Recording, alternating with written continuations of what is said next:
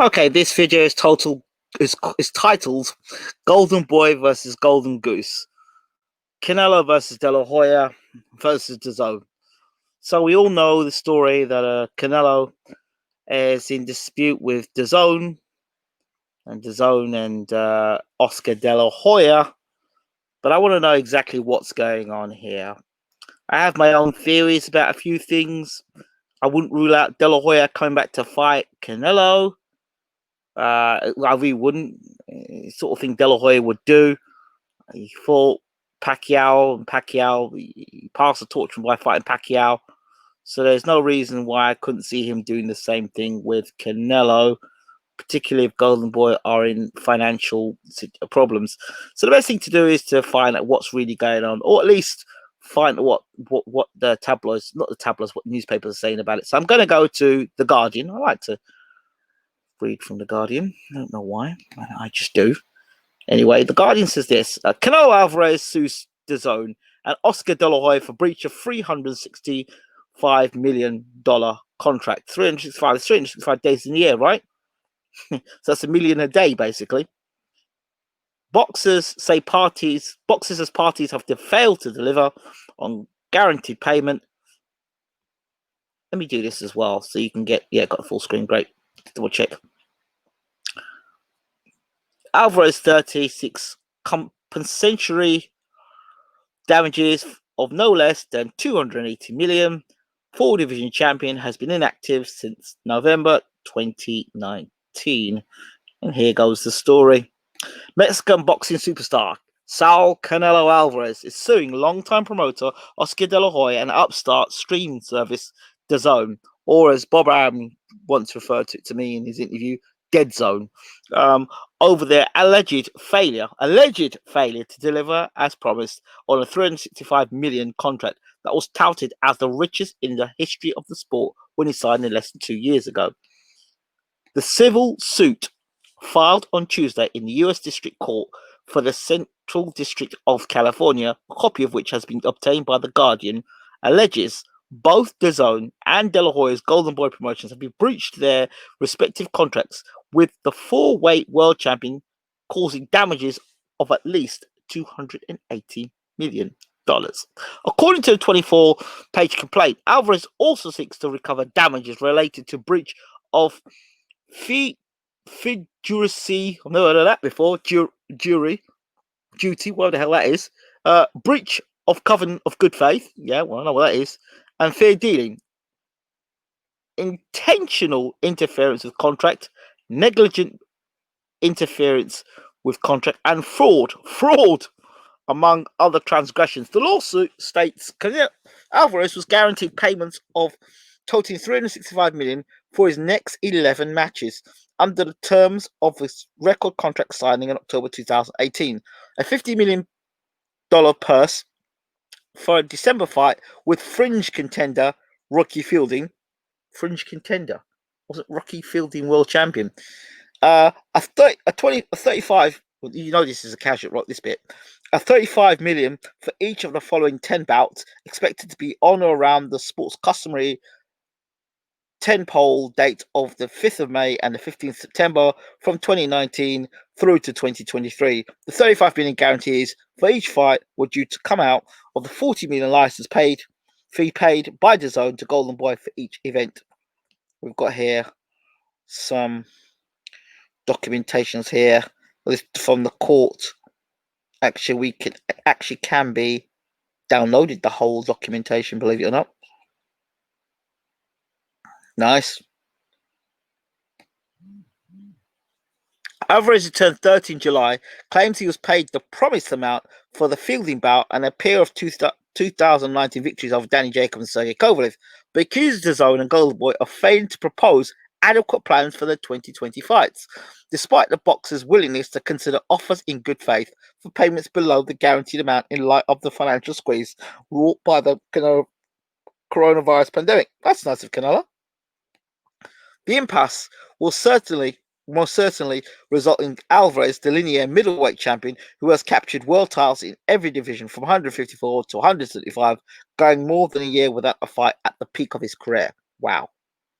According to the suit, Despite repeated promises that an alternative offer was imminent, Dazn failed to make a proposal to either Golden Boy Promotions or Alvarez for several months. When Golden Boy Promotions and Alvarez proposed opponents, Dazn refused to confirm that it was prepared to broadcast Alvarez September 2020 bout, or that it would pay the contracted $40 million license fee. The complaint alleges Dazn offered to pay Alvarez and Golden Boy a fraction of the contract fee in cash and an unspecific amount of stock in the UK-based company in advance of a potential IPO, but the value of the offer was substantially less than Alvarez's guarantee. Given the Dazn had made it clear that it would not honour its contract throughout the spring and summer of 2020, Alvarez repeatedly asked Golden Boy Promotion to explore alternative broadcast options for fall of 2020 bout. The complaint stated, although Golden Boy Promotion reported that it was talking to various broadcasters, it failed to put forth a single alternative plan by which it would pay Alvarez the $35 million it had promised for him to each of his fights. Alvarez has fought the first 3 of the 11 fights under the Alvarez and Dazn contracts. He's owed the remaining guaranteed payment of $280 million. Dazn has made no secret of its preferences to Alvarez to opt for a third fight with middleweight nemesis Gennady Golovkin instead of the lower profile bouts with Jacobs and Kovalev. He wound up taking, but the fighter's contract stipulated his opponents were to be mutually selected by Alvarez and Golden Boy Promotions, subject to Alvarez's final approval, not to be unreasonably withheld, with Dazn retaining no right to accept or reject any selected opponent according to the suit. Still, Alvarez claims he came to understand that Dazn believed that Delahoya or other representatives of Golden Boy Promotion had promised, either contractually or otherwise, that Alvarez would select Gennady Golovkin as one of his 2019 opponents. This, according to the complaint, amounts to fraud on the part of Golden Boy, which has promoted Alvarez fights since 2010. The Guadalajara native also claims that Delahoya's company failed to consistently act in good faith in the best interest of Alvarez and failed to act as a reasonable, careful promoter would have acted, exposing it to a breach of fiduciary duty. Well, Delahoya's character has always been questioned. Mayweather warned you of his character years ago, Canelo, but you still went with HBO on side with this guy. So, you know what it is. You lay in the bed with the devil. Eventually, the devil's going to get you, as they say. So, the lawsuit claims Alvarez, who is demanding a trial by jury, has suffered harm and damages, including and not limited to the denied guarantee payments, lost gate revenue, and opportunities for ancillary revenue associated with bouts such as sponsorship and apparel revenue as a result of the wrongdoing. I'm the pound for pound number 1 in the world. I'm not scared of any opponent in the ring, and I'm not going to let failures of my broadcasters or promoters keep me out of the ring, Alvarez said in a statement. I filed a lawsuit so I can get back to boxing and give my fans the show they deserve. I hope that show isn't Vildrim. Golden Boy released a statement through a spokesman on Tuesday night saying that Canelo beef is with Dazn. Really? Okay. They're the ones refusing to honour the contract by not approving the outstanding opponents we've presented to them and by refusing to pay the contractually required amount, it continued. Even though our contract specifically gives Golden Boy the right to wait until the pandemic is over and fans can return, in the best interest of boxing, Golden Boy is doing everything it can to make great fights happen. We'll remain ready, willing and able to make a fight for Canelo as soon as possible. That's not going to be in September. In addition to compensatory damages of no less than $280 million, Alvarez is also seeking punitive damages, attorney fees, the cost of the suit, and the judicial determination that he's eligible to participate in bouts arranged and promoted by entities other than Golden Boy, cough cough Al Heyman BBC, and broadcast by entities other than Dazn. Cough, cough, PVC. Anyway, so there's that. But I read something else as well, which is quite laughable, and it kind of told you the sort of people that Dazn were dealing with. Let me bring this up for you. I think it's Dazn. What was it again? Was it suitable opponents? Premium. Yeah. Premium opponents. Now let's see what's in there. You know, Dazn considers Jorge Masvidal and Khabib as premium opponents. There it is here. Here you go. So let me get this up for you. So you'll read this. So the relation between Canelo Álvarez and his promoters and broadcasting partners is going through a rough patch right now. And this is an article by Essentially Sports. So give them a shout out. While Alvarez is ready to fight anyone, DAZN is looking for big money fights. For the same, they have even considered notable names for the world of mixed martial arts as well. Canelo Álvarez is ready to fight anybody. Had it been for not been for the pandemic, he would have already fought either Billy Joe Saunders or Callum Smith. DAZN has approved the two names. However, as per the broadcasting platform, they don't come under the bracket of premium opponents. It's clowns that run DAZN and know nothing about boxing. Consequently, they don't want to pay Alvarez $35 million for either of the fights. So against Callum Smith, who was Ring Magazine champion and won the Muhammad Ali trophy, there's him, or there's Billy Joe Saunders, long-time unbeaten WBO champion at middleweight and at super middleweight. So those are two fights that were not good enough. The 4-division world champion had inked a deal with DAZN that would give him at least $365 million for 11 fights. We know that. So the issue between the two parties is partly due to the clause in the contract which states that Alvarez would fight twice in a year and one being against a premium opponent. The issue stems from the fact of who they've considered a premium opponent. So they've got Khabib, the wrestler, the UFC wrestler, and Jorge Masvidal, and even Oscar Delahoya. How can Oscar Delahoya be a premium opponent? Right? But they didn't consider Callum Smith and Billy Joe Saunders as premium opponents. And then Oscar Delahoya. See, for me, let's go back to this now. For me, it goes back to this for me, is that I believe that Oscar Delahoya, for the longest while, knew this was going to come up and he was going to be fighting Canelo. So he kept telling people that he might be coming back, he might be coming. That's how boxing works. The boxing world talks about you just drop a seed here, drop a seed there. Yeah, I might be coming back. I might come back. You remember he was talking about fighting Golovkin at one point? There was a possibility he might come back and fight Golovkin. You know? So Delahoya is ready to pull his ass out of retirement to fight Canelo. Can it happen? Yes, it can happen. If he's going to save Delahoya from going under and the embarrassment of going under, he'll fight Canelo. Yeah, of course he would. Of course he would. And then that way would kind of, he'd find that money for that fight. I wonder how much a Canelo versus Delahoya fight would be. I mean, they would sell it as Golden Boy versus Golden Goose. I guess Golden Boy would be Delahoya, and Golden Goose would be Canelo. So the battle of the ages, Delahoya versus Canelo, real beef. So it's building quite nicely for a grudge match. I mean, you would have thought at first Ryan Garcia and Delahoya was going to get it on, but Ryan Garcia's what? Smaller, isn't he?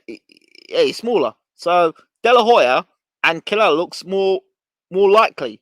And considering Delahoya was a big ticket back in the day, Delahoya versus Canelo can make a lot of money. There's the Mexican rivalry there.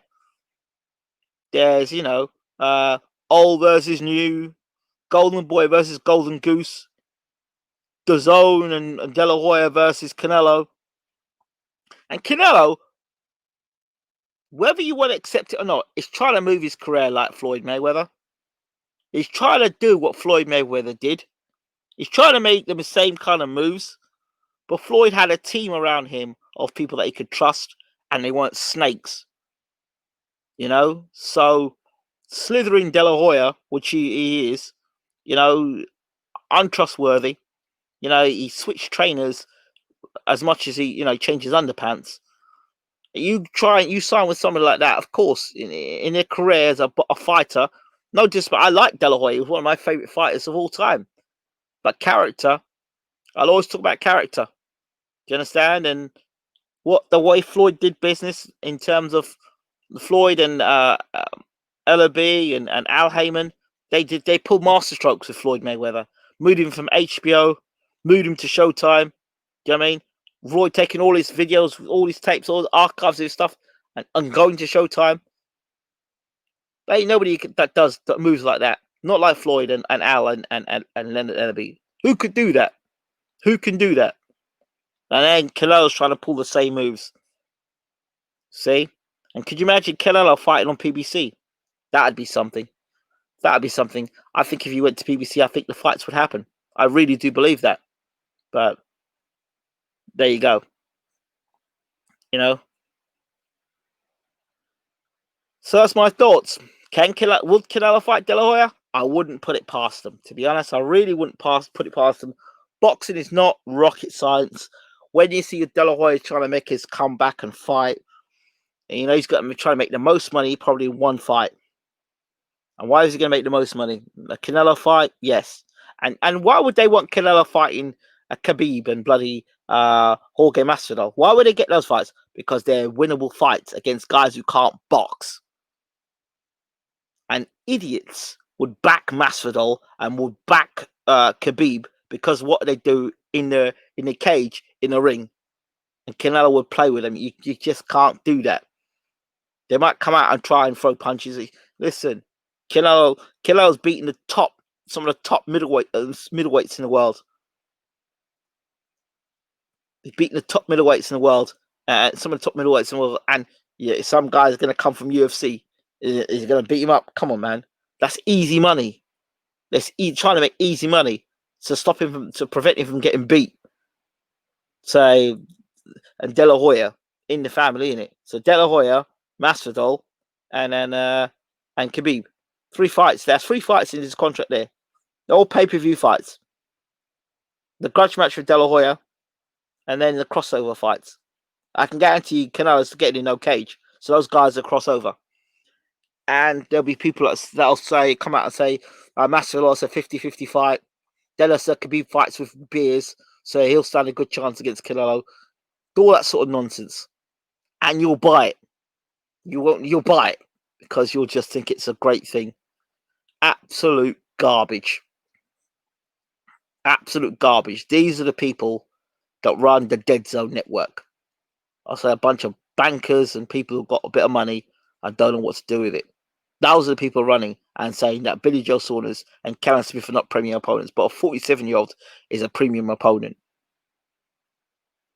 Garbage. Absolute garbage. That's Dazn. So I hope they crash and burn, to be honest. I've never been a fan of that Dazn, and I hope they crash and burn, to be honest. That's it. So everyone say what they want about Al Heyman and PBC, but you're getting the big fights of welterweight, right? And look at the fights that Al's putting on now. Nobody say thank Al Heyman for those big fights that put on. Oh, PBC's going down the drain. PBC's going down the drain. Okay. And then you got this garbage. They put on a fight the other day with 2 women and a world champion and a girl that had just come out her first fitness first or a first boxer size class against a savage of a world champion. And that almost killed that poor mum. You understand? That's the sort of garbage Dazn's about. So, and there's sort of people controlling the zone, Dazn. Like, call the zone Dazn. Simple as that. So, I hope Canelo takes him to the cleaners, and while he's at it, De La Hoya comes at a time and he beats the crap out of De La Hoya. That'd be nice. Even Sugar Shea Mosley is backing Canelo because he knows that Canelo has been wronged in this. So, I don't like to see it. I don't like to see it, but who told Canelo to go with De La Hoya in the first place? He must have thought he was doing himself a favour. So, young guy, obviously, saw De La Hoya as some sort of role model, and he thought, well, I'll go De La Hoya, Obviously, he's fighting Delahoya. He said Delahoya's got no loyalty. So it is what it is. Ron Garcia saying stuff about Delahoya. Floyd Mayweather can't stand Delahoya. Canelo come out of Delahoya. So they can't all be wrong about Delahoya, can they? It's a shame. But you don't. You've got to separate the boxer or what he did in the ring from the actual businessman and what he's doing. And I don't like to know anyone's getting screwed over, so it's not good. Crash and burn, I hope. So let's get to the best fighting the best. We're getting a great card of PBC of fights with the Charlo brothers fighting soon. So we've got some great fights coming up. So looking forward to it. What do you think about the Delahoya thing? Do you think Delahoya and Canelo are going to fight? Do you think it's possible? Or do you think there's more to the story? And who would you think Delahoya would come back against? Sugar Shea Moelis has said he won't be fighting Delahoya. So I'd love to know what you all think about this. Have a great night or great day wherever you are watching this, and see you soon. Take care.